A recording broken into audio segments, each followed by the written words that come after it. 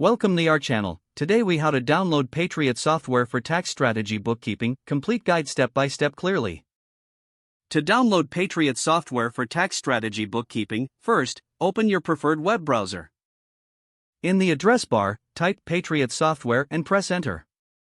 Look for the official website link and click on it to visit their homepage.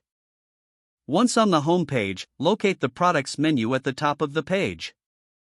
Hover over the Products menu to reveal the drop-down options. Select Accounting Software or Payroll Software, depending on your needs. On the chosen product page, scroll down to find the Free Trial or Sign Up button. Click on the Free Trial or Sign Up button to proceed. You will be directed to a registration form to create an account. Fill in the required information, such as your name, email address, and company details. After completing the form, review your information for accuracy. Once confirmed, click on the Create Account or Continue button. You may be prompted to check your email for a confirmation link.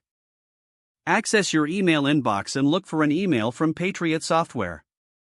Click the confirmation link in the email to verify your account.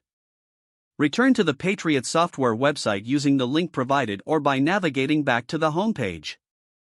Log into your account using your registered email and password. After logging in, you will find options to download the software. Click on the download link for the version that suits your operating system, either Windows or Mac. The download will begin automatically. Once the download is complete, locate the downloaded file in your computer's Downloads folder. Double-click the file to start the installation process. Follow the on-screen instructions to complete the installation.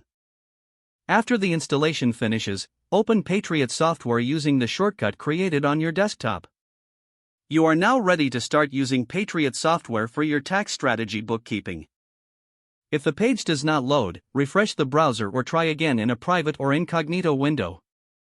Make sure you are using the correct email address, then retype it carefully to avoid small typos.